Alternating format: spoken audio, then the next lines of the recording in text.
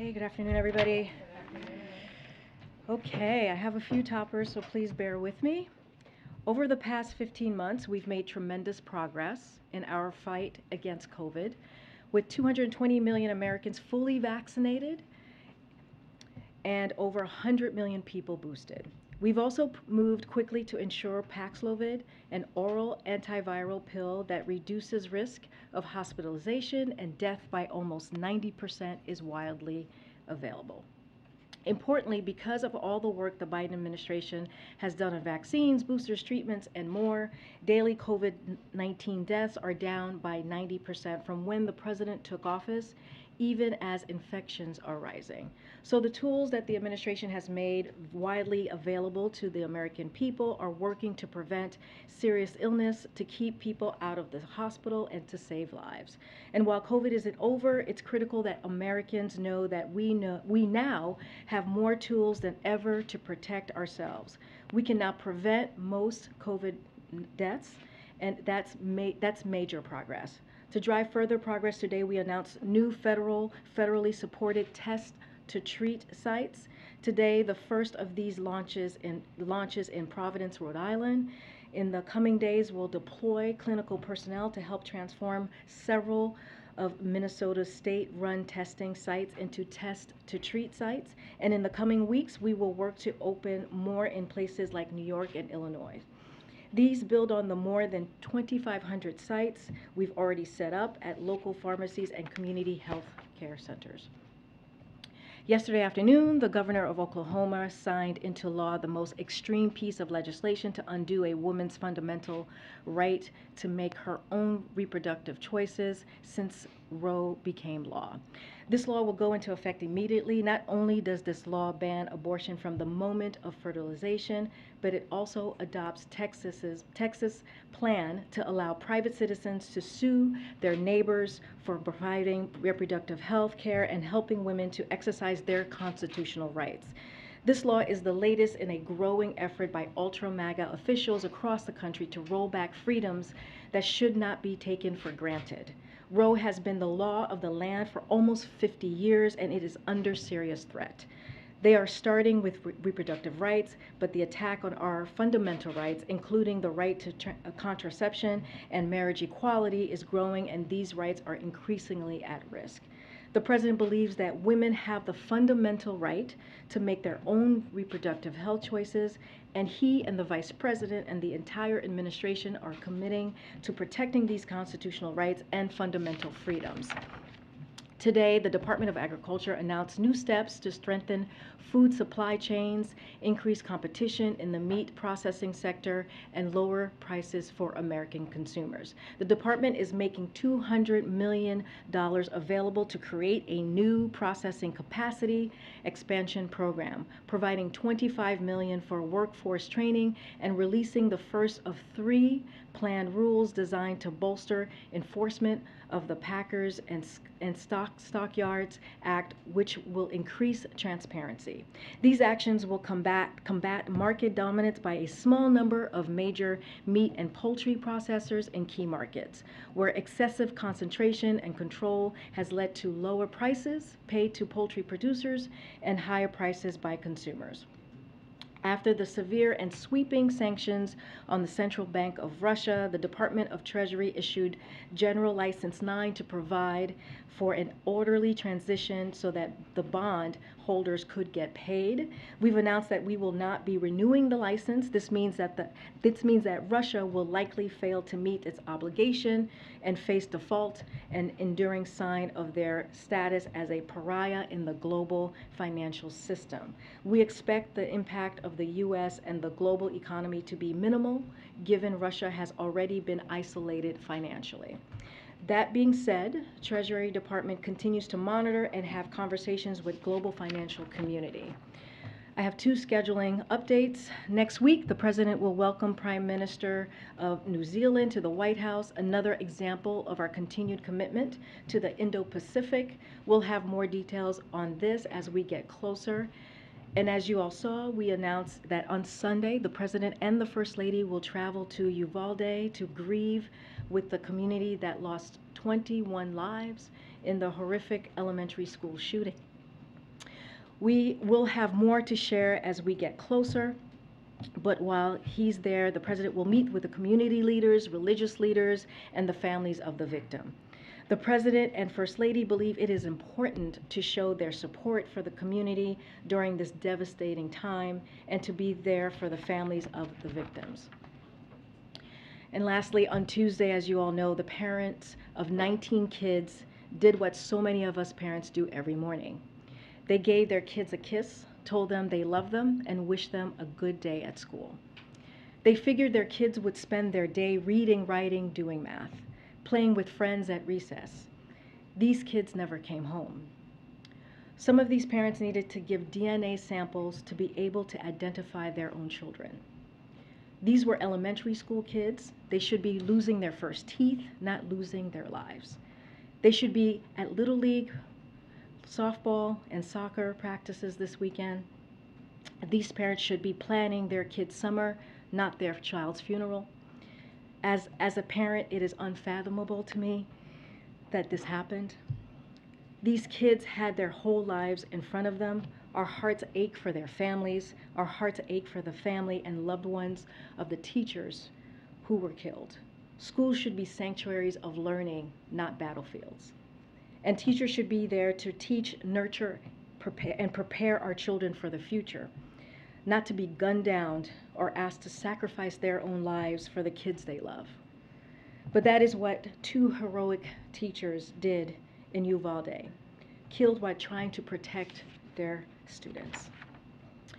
I'm a parent of an elementary school student. I know many of you in this room are as well. We cannot become numb to this. We will not accept this.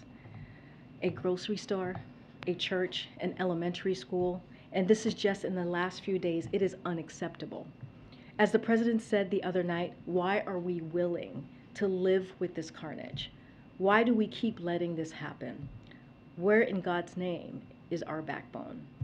So I ask, how is protecting our children a partisan issue? How is preventing innocent people from being slaughtered controversial? Common sense gun safety laws work. We know this. They save lives. As the president said Tuesday night, when the assault weapons ban passed, shootings went down. They tripled after it was lifted. And let's be clear, the public supports this. They are behind this. Even gun owners, 90% of gun owners support universal background checks, 84% of Republicans, and 80% of NRA members support background checks.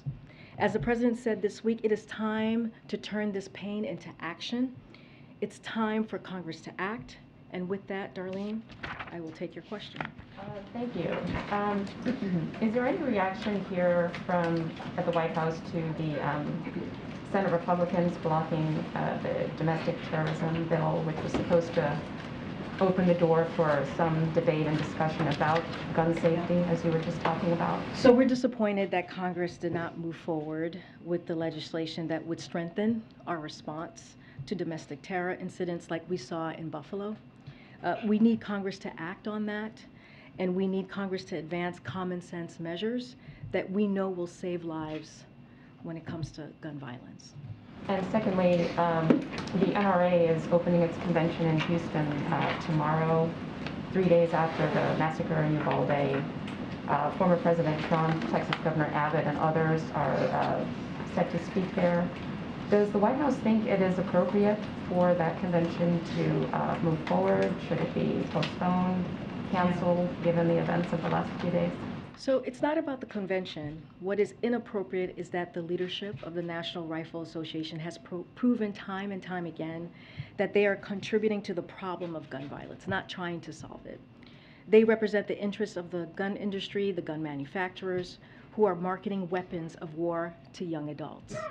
They don't represent gun owners who know that we need to take action. And it's shameful that the NRA and their allies have stood in the way of every attempt to advance measures that we all know will save lives from gun violence. Measures that we know would keep weapons of war out of the hands of people who are terrorizing our communities. So that is what matters, and it is shameful. Yeah, Nancy. Thanks, Karine. Does the president believe that there should be an investigation into the police response to this school shooting? So we've heard of, we've, need some water? You okay? Let us know. The president, we've been watching the reporting on this. The president has the utmost respect, as you all know, for the men and women of law enforcement. Just days ago, he honored the memory of the former police officer, Aaron Salter, in Buffalo, who was killed bravely while trying to stop the shooter at the supermarket. I know that right now authorities are working to piece together more details of what happened in Uvalde, so we won't prejudge the results from here at this time. It is always a good idea to look back and try to find any lessons we can learn, especially from tragedies like this, so that we can prevent them from moving forward, including law enforcement response. And is the president considering calling on Congress to stay in town to work on this issue instead of going home for a week-long recess? So we have been in close touch with Congress even before this shooting and clearly what we saw in Buffalo about gun reform. This is something that has been a priority from for the president since day one of his administration. And we also have been in close touch, and we really appreciate what Senator Schumer and Speaker Pelosi have been doing. You know, the president has been very clear that it's time to act. It's time for Congress to act. The president has long urged Congress to take action to fight gun violence, including by expanding background checks, and he supports Leader Schumer's plan to bring legislation forward. The Congress would clearly handle the mechanics of all of this. And, you know, as you all may remember, during the State of the Union, the president asked Congress to pass proven measures to reduce gun violence, pass universal background checks. Why should anyone on the terrorist list be able to purchase a weapon? Those were what he said just a couple of months ago. So we have an opportunity to do that right now, and we encourage Congress to act. And then finally, the average age of suspects at school mass shootings is 18. Mm-hmm. Would the president support raising the age at which someone can buy a gun to 21? So the president was very clear about this just recently when he said that in his remarks just on Tuesday that it doesn't make sense for an 18-year-old to legally buy an assault weapon. And so he made very clear on Tuesday after he landed from Asia and had to deal with such a devastating news that happened in Texas. Yeah. Thanks, Karine. There was a bipartisan group of senators, 9 senators, that met today. Does the White House have any confidence that this group could reach a meaningful agreement? And does the White House plan to get involved with those negotiations? Would the president bring that group down while they're having these talks and meet with them? So I don't have anything to preview for you as to any meetings, upcoming meetings that may be happening at the White House this week or next week or in the coming weeks. We really, truly, as I said, leave it to the mechanics up to Senator Schumer and Speaker Pelosi. We are confident in that Senator Schumer will bring this forward. And again, it is time for Congress to act. This is what the president has been calling for since the beginning of his administration, and that's what we want to see, and that's what we encourage Congress to do. And Senator Schumer has signaled that they have roughly 10 days to get to a conclusion. Is that a timeline that the White House wants to see? And if at the end of that 10 days there is no agreement, the White House wants to see the Senate move forward on the 2 House passed bills? Again, we leave the mechanics to Senator Schumer. We want to see action. That is what we're calling for. But again, we leave it to the leadership, the Democratic leadership, to figure out how they're going to move this forward. Just one quick one. Can you give us any sense, has the president talked to other officials in Texas since Tuesday of who he's talked to on the phone about what happened down there? I don't have any calls to preview. Clearly, the president is very much, and the First Lady is looking forward to meeting with the families, community leaders when they're there on Sunday. We have been trying to give the family some time to grieve, as this just happened 2 days ago. But again, he's going to see them on Sunday and have that opportunity to offer comfort. Karine, are you getting any sense that this time it's different, that there's a different climate on Capitol Hill that might be inclined to do some things? So I'll say this, Steve. You know, we have seen 2 horrific tragedies in just 2 weeks. Hours before the shooting, many of the 19 kids who were killed in Texas, Uvalde, were being awarded certificates. of the Robb Elementary's honor roll ceremony as part of the end of the school year. Today would have been their last day at school, and for the school year. In Buffalo, on the same day that this happened just 2 days ago, 2 of the 10 people who were killed while going to the grocery store on a Sunday, like many of us do, were being buried and honored by their families. I'm talking about Aaron Salter, the security officer who first responded, and Celestine Cheney, a mother and grandmother of 6, were being buried by loved ones right in Buffalo on that same day. So America has more guns than people in this country. If more guns were indeed the solution, we would be the safest country in the world, but we are not. And so the president has been very clear. He wants action. He wants Congress to take action. He wants to turn this pain into action. And I hope the Senate, and particularly those who have been unwilling to act in the face of previous tragedies, will act now. And that's what we are hoping and urging Congress to do. Is the president considering some unilateral actions on guns? There are a number of gun safety advocates who are pushing for things like a gun czar or a state of emergency declaration. So on your first part, you know, while we've been calling for Congress to act, and the president has done that since the first couple days of the White House, he has been waiting, right? We have talked about the things, the comprehensive approaches that he's taken. We recently announced how over $10 billion from the rescue plan has been spent or committed on ways to fight gun crime and gun violence. The president wants cities and states to use even more. The Justice Department issued a tough new rule to stem the flow of ghost guns, which are increasingly being found at the crime scenes and which are the weapons of choice for terrorists and criminals. So the administration issued a zero tolerance policy for gun dealers who willfully sell guns illegally. So this president has done more via executive actions than any other president during their first year of office. Now what we are asking for is for Congress. We are urging them to take action. Go ahead. Thanks, Karine. How does the president view his role in this moment? You know, we talked yesterday about changing a dynamic that's been entrenched for decades now at this point. I understand the legislative details are Capitol Hill's prerogative. How does he view his role in trying to change that dynamic? Well, I think he view his role as he has been doing. You know, if you think about his remarks on Tuesday, it was compassion, it was sadness, it was outrage, and you heard that from the President of the United States, basically saying enough is enough. And this is something that he understands personally. This is a president who has worked on gun violence during his Senate years as vice president and has leadership already from the first couple of days of stepping into this administration. So we have done our part. Will there be more executive actions, and will we do more? We'll look into that. We're always looking to do more. But right now, we need the help of Congress. We need them to step in and to deal with this gun violence that we're seeing that's tearing up not just families, but communities across the country. You were on, just one more quick one. Yeah, you were on sure. Air Force One.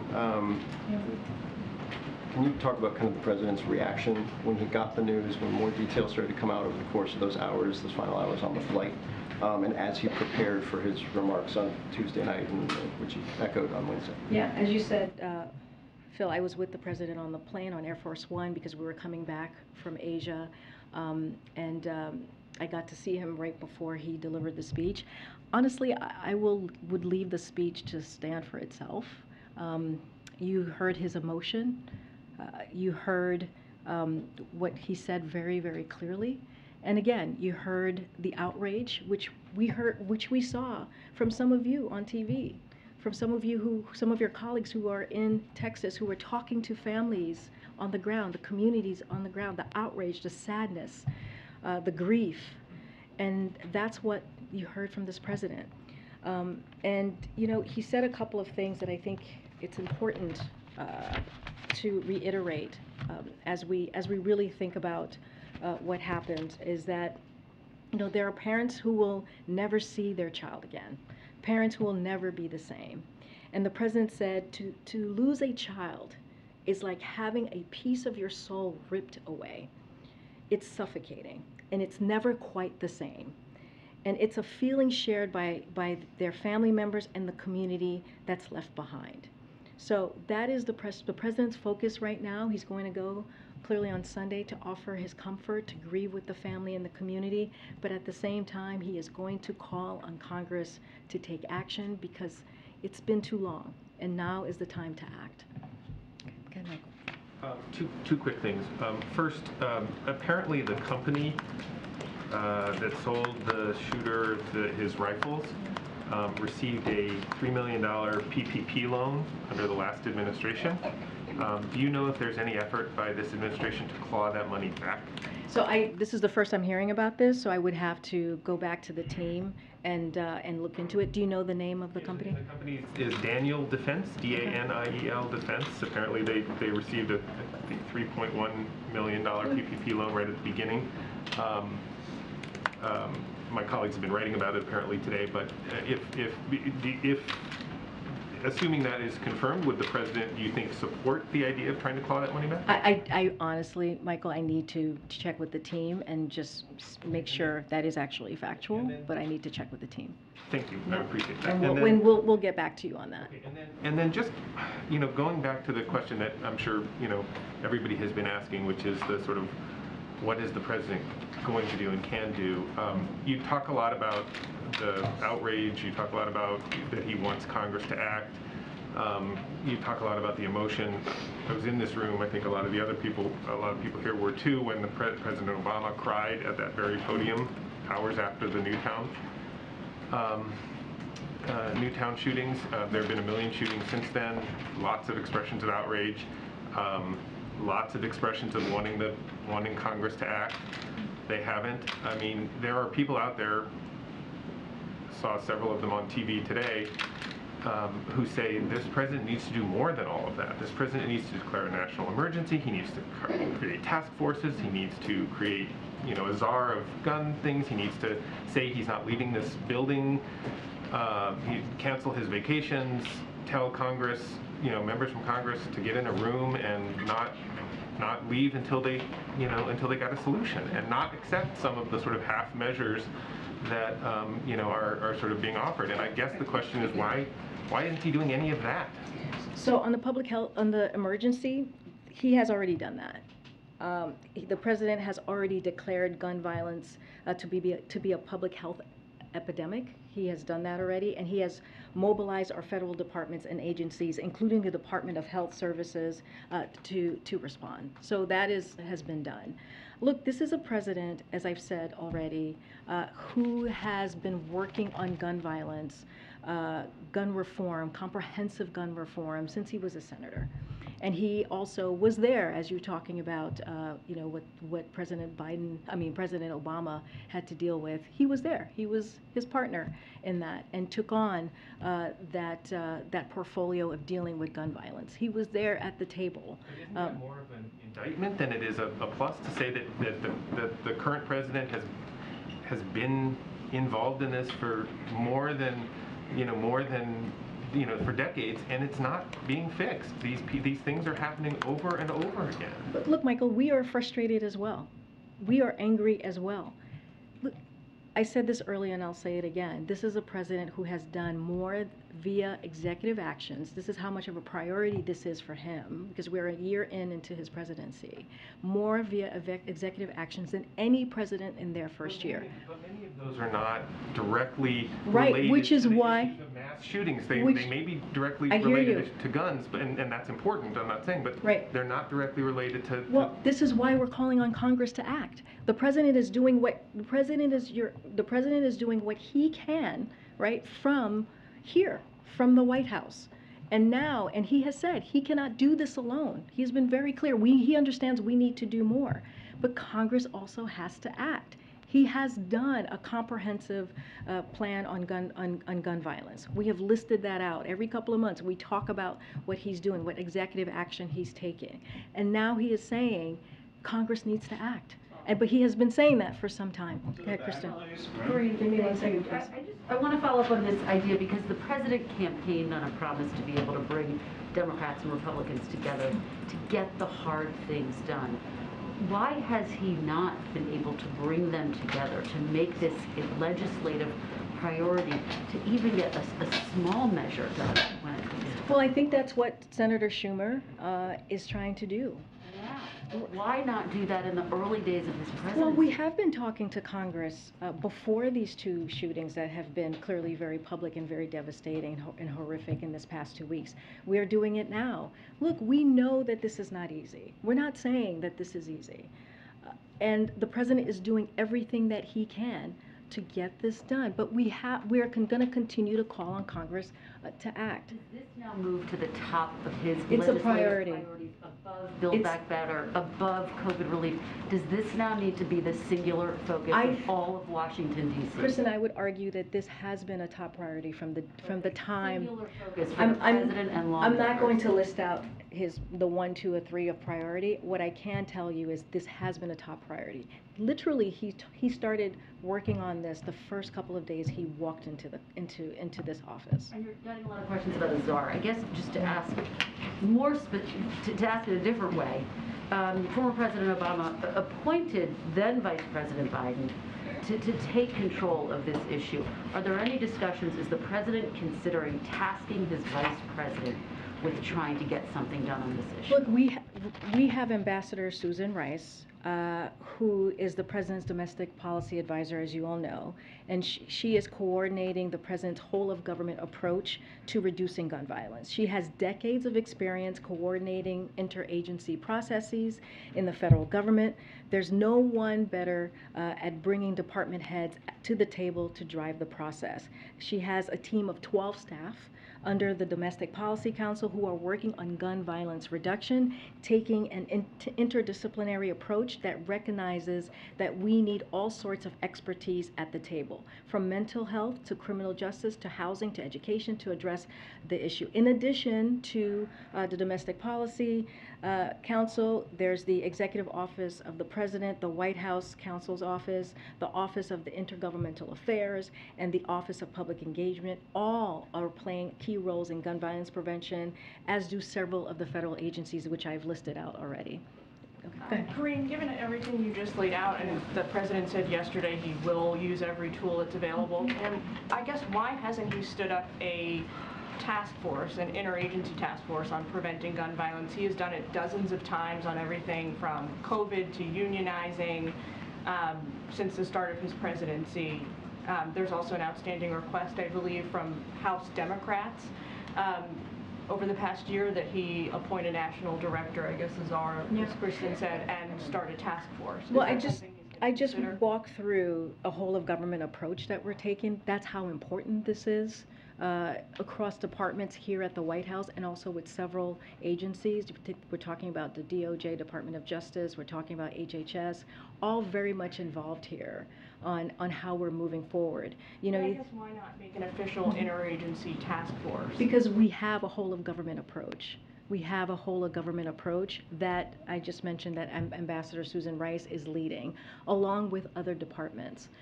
And with that whole of government approach, we have been able to put forth executive actions at a level that we have not seen from any other presidents. We have been able to deal with this in a comprehensive way. What we are saying right now is that we need help. We need assistance. The president cannot do this alone.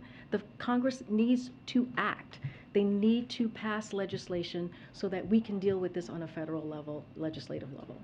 Last question, is the president making any, or is he considering calling or reaching out to the BORTAC agent who was injured in Uvalde while he was protecting students during the shooting? I don't have anything to preview or read out for you. As you know, he's going to, on Sunday, he's going to be meeting with community leaders. He's going to be meeting with victims and family members, and so we'll have more to share. I just don't have anything to share at this time. Okay, I'll go to the back. Okay. Go ahead. Go ahead. It's hard to. I would like to ask you a question about the school shooting, but before that, I want to ask you a quick one about the FDA and the baby formula shortage there. It's lasted months, and we're not just talking about baby formula either. There are infants, children, and adults with different metabolic disorders who are risking permanent irreversible damage the longer they go without special formulas. that are manufactured at Abbott Nutrition. I'm wondering, does the president have confidence in the FDA's ability to deal with situations like this? And as he's been monitoring the situation, does he still have confidence in his FDA director? Yes, yes, and yes. So the FDA has an important mission, right? Is to make sure that the infant formula on the shelf isn't just available, but also that it's safe. And as a parent, I understand the frustration. I understand the fear of not knowing if you have safe and healthy food, baby formula in this case, for your kids. Unlike, Republicans in Congress and the previous administration, the president believes that FDA and particularly its food division needs to be well resourced to do its critical work and do regular annual inspection. So we have to just take a little bit of, just give me a second here, take a step back. The current shortage exists because Abbott closed, as you know, a facility in Michigan due to safety concerns from the FDA. A facility that was a major producer of specialty formula, as you're asking me about, right? And so FDA has an obligation to protect the American people, and that's what Dr. Califf is going to be doing at the helm. But go ahead, you have a follow-up, go ahead. Second question, we've been having a lot of conversations about specifics when it comes to mass shootings, whether it's red flag laws or background checks. Getting down to brass tacks though, what does the president believe at this point is the purpose of the Second Amendment? And does he think that, given some of the tragedies that we've seen, that there should be a discussion about, its ultimate purpose and whether or not it's currently in date? So the president's been very clear. What he is calling for is common sense gun reform. That's it. He's calling for common sense gun reform to make sure that if you go to a church, you go to elementary school, you go to a grocery store, that you're not gunned down. That's what he's asking for. We're not talking about the Second Amendment or doing anything to get rid of the Second Amendment. We're talking about making sure 19 kids and 2 teachers died. That's the second major mass shooting that has occurred in 2 weeks. And that we're not even talking about the crime that we see, the gun violence that we see across the country on a regular basis. So we have to make sure that we have gun reform. That's why we're calling on Congress to act. Okay. Go ahead, April. I'm trying to stay in the back. Karine, I want to ask you about an issue that's been in the news nationally and internationally, the grains issue. House Foreign Affairs Committee Chair Greg Meeks is in Europe meeting with world leaders on the issue. He says that's all people are really talking about right now is the grains issue. And as you know, there's a blockade of the Black Sea. Russia's blockade of the Black Sea for the exports of grain. Yep. And also India is having a problem, so the issue is Russia.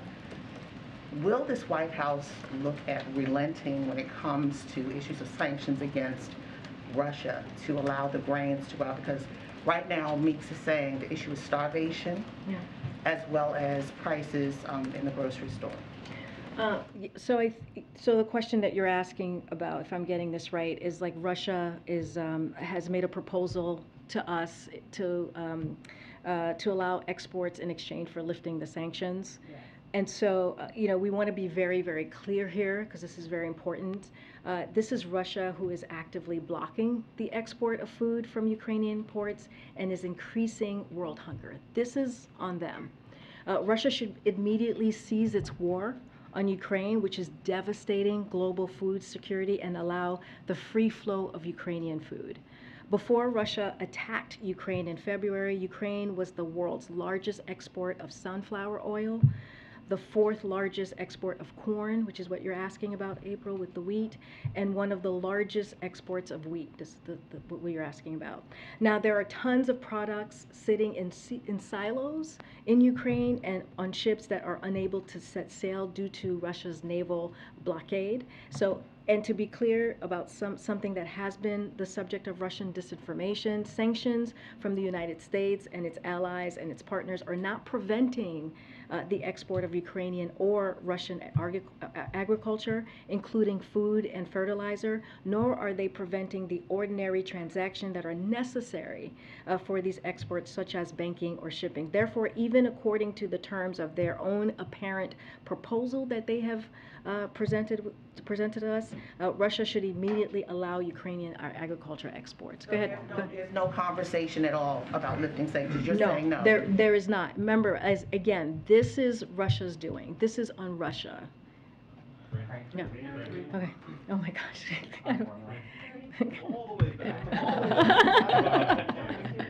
Go ahead, Nadia. I have two foreign policy questions. Sure. First, a team from the White House is visiting Saudi Arabia led by Brett McGurk. Is the president still trying to convince the Saudis to increase the production of oil? And is this part of preparation for the president's visit to Saudi Arabia? So I don't have anything to preview at this time on a trip or a visit from the president. I will confirm that Brett McGurk and Amos Hochstein were in the region to follow up on conversations on a range of issues, including Iran's destabilizing activities, ensuring stable global energy supplies, and other regional issues. On your question about oil, this trip is to review engagement with Saudi Arabia on energy security, as asking for oil is simply wrong. That's the way that we see it, and a misunderstanding of both the complexity of that issue as well as our multifaceted discussions with the Saudis. OPEC Plus will make its own decision as it relates to the oil, and as it always has. We are in consultation with all relevant producers about market conditions, including Saudi Arabia. One more, please, on Syria. Excuse me. The head of the Lebanese intelligence chief met with people at the White House. He told me in an interview that he raised the question of American hostages in Syria held by the Syrian regime. Can you update us on the case, specifically on Austin ties, and whether his release is imminent? I know it's sensitive because you're talking to the families. So, as you know, it's a very sensitive issue, and so it's not something that I want to comment from here. So I won't. I just can't. I don't want to do that just because of it's diplomatic negotiations, and I want to leave it in that space. Has the White House detected any mood shift that makes you optimistic after this shooting that something's finally going to happen, that something's finally going to get passed after 19 children were shot down? So, we don't have our finger on the pulse on the mood. What we can do is continue to fight for American families, for American communities, as we see the violence that has, especially the two major tragedies that we've seen these last 2 weeks, and call on Congress to act. The president, again, and I've stated this, he has taken executive actions over this past year and a half, which is more than any president has done in its first term, and he cannot do this alone. And so he is going to leave it to Senator Schumer, who is going through the mechanics of what that's going to look like, moving legislation forward. And so we appreciate their efforts, we appreciate his effort, we appreciate the speaker's effort, and we're going to continue to have those conversations as we have been throughout this past year and a half. Go ahead. Thanks, Karine. So after the president visited with families in Buffalo, he was asked, what more can you do on guns via executive action? And he said, quote, not much on executive action. As Steve said, there are multiple gun safety groups that disagree with that statement and have pages of executive actions that they think the president can take. Does the president have any plans to meet with gun safety advocates? I know when he was vice president, he had hundreds of meetings in the EOB in his office there with groups. Does he plan to meet with them, and if not, why not?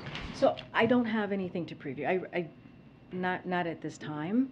I just talked about Susan Rice and her team, Domestic Policy Council. I've talked about the public engagement team and others, DOJ and also HHS. And those teams have been regularly talking to outside experts, outside groups over the course of this past year and a half. That's how we were able to put forward these executive action, comprehensive effort to deal with gun reform. So those conversations are going to continue. I just don't have anything to preview for you on this one. But just in terms of that sentiment, okay. Where the president says there's not much more on executive action that he can do, does this shooting in Texas change that?